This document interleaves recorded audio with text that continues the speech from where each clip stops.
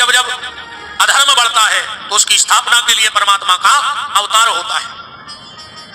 अब भगवान शिव कथा कह रहे हैं और माता पार्वती ने पहले पूजन किया, शिव पूजन किया। शिव पूजन का अपना महत्व है। देखो, भगवान शिव को अलग अलग वस्तुएं चढ़ाने का अलग अलग महत्व है। जैसे जिसके घर में रोज काली मिर्च भगवान शिव के ऊपर चढ़ाई जाए, उसके घर में रोगों से छुटकारा मिल जाता है। काली मिर्च जो रोज भगवान शंकर को चढ़ाता है, उसके घर से रोग मुक्त हो जाता है वो परिवार। जिसके घर में नित्य भगवान शंकर को घी चढ़ाया जाता है, उनको जीवन में एक ऊर्जा मिलती है, कार्य करने का एक रास्ता खुलता है। जो नित्य भगवान शिव को सरसों का तेल चढ़ाता है, उसके शत्रु कभी उस पर हावी नहीं होते। जिनके घर में नित्य भगवान शंकर को शक्कर चढ़ाई जाती है, उनको वैभव प्राप्त होता है भगवान शिव की कृपा से। जिनके घर में बाधाएं आती हों, बार बार परेशानियां आती हों, बस एक नियम बना लो कि 7 लौंग फूल वाली भगवान शंकर को चढ़ाएंगे रोज। 7 लौंग भगवान शिव को रोज चढ़ाने से बाधाओं से मुक्ति मिलती है, जो अनावश्यक बाधाएं आती हैं। जिनके घर में नित्य भगवान शंकर को अपराजिता का फूल चढ़ाया जाता है, नीला सा फूल रहता है, उसको अपराजिता बोलते हैं। हमने परसों की कथा में कहा भी था कि अगर कभी शिव के मंदिर में जाओ और शिव की पिंडी पर अपराजिता का फूल चढ़ा हो, तो जितने जल्दी हो उतने जल्दी उठा लेना और उसको घर में ला करके और एक काले कपड़े में बांध करके और घर के दरवाजे पे बांध देना कि उसके नीचे से आदमी निकले। तो जो उस पुष्प के नीचे से निकल के बाहर जाएगा, गारंटी है शाम को लौट के वापस आएगा, वाहन दुर्घटना में उसकी मृत्यु नहीं होगी। ये भगवान महाकाल की कृपा है अपराजिता के पुष्प पर। उसको एक काले कपड़े में लपेट के चौखट में ऐसी बांधो कि सिर के ऊपर जब आदमी निकले तो सिर नीचे रहे उसके। तो अपराजिता का फूल समस्त दोषों से मुक्ति देता है। जिनके घर में नित्य अकौआ का पुष्प भगवान शंकर को चढ़ता है, उनको यश की प्राप्ति होती है, वो परिवार नामवान और धर्मवान होता है। और जिसके घर में भगवान शंकर के सामने सुबह उठकर 1 लोटा जल चढ़ाकर 3 बार ताली बजा दी जाए। भगवान शंकर के मंदिर में भगवान शिव की पूजा में जब जाओ तो प्रणाम करके सबसे पहले 3 बार ताली बजाओ, उसके बाद कोई पूजा करो।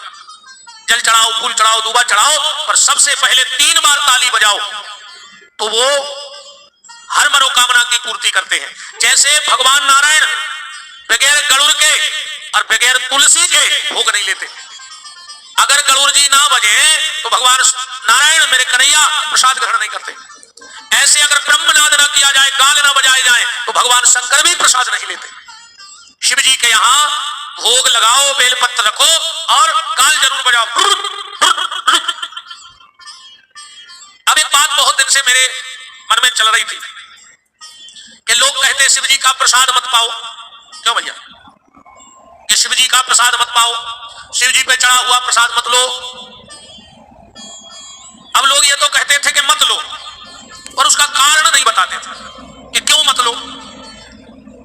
अब हमें तो पहले ये लगता था कि आदमी आदर्शक नहीं दे रहे, ऐसा क्या कारण है कि भगवान शंकर को प्रसाद नहीं लो जाए। इसलिए भगवान शिव का प्रसाद नहीं लेना चाहिए। ध्यान से सुनना। और कौन से शिव का नहीं लेना चाहिए? कौन से शिव जी का नहीं लेना चाहिए? सिर्फ टंकेश्वर महादेव का प्रसाद नहीं लेना चाहिए। कौन से महादेव का? टंकेश्वर महादेव पे चढ़ा हुआ प्रसाद, जलहरी पे रखा हुआ प्रसाद नहीं लेना चाहिए। टंकेश्वर महादेव कौन कहलाते हैं? जिनको हथौड़ा छेनी से कारीगर के द्वारा टांक टांक करके पत्थर में प्रतिमा बनाई गई, वो टंकेश्वर महादेव कहलाते हैं। उनको श्राप है। किसने श्राप दिया? और मैं प्रमाण के शिव संहिता में कथा ये है, एक बार ब्रह्मा जी ने रामार्चन किया और उस रामार्चन में ये विधि आई है कि शिव का प्रसाद क्यों नहीं लेना चाहिए? टंकेश्वर महादेव का इसलिए नहीं लेना चाहिए कि शिव संहिता में ब्रह्मा जी ने रामार्चन किया और बड़ी विधि विधान से रामार्चन हुआ। मैंने शायद विगत वर्षों आपको बताया है कि अभिषेक सिर्फ भगवान शंकर का होता है, पर अर्चना आप किसी भी देवी देवता का कर सकते हैं। अब विशेषकर हमारे कन्हैया तो बड़े खुश होते हैं अर्चन करने से। शिव का अभिषेक और अर्चन भी होता है, पर और किसी देवी देवता का अभिषेक नहीं होता। अर्चन दुर्गार्चन भी है, हनुमतार्चन भी है, रामार्चन भी है, कृष्णार्चन भी है। तो रामार्चन हो रहा था, और जब रामार्चन पूर्ण हो गया, तो ब्रह्मा जी ने प्रसाद बंटवाया। हमारे यहां भी नियम है, हम जब कभी किसी तीर्थ से लौटते हैं या आदमी को एक वक्त फिर भी दे दे तो कछु ने ले, पर माता जी हरे को एक बोरा में माला ही माला भर ले आए, पूरे मोहल्ला में बैठे नहीं है। अरे माला तो ठीक है दद्दा, जब नेपाल से लौटे रे वो बस में पूरी ने बने रे कौन नदी क्या किया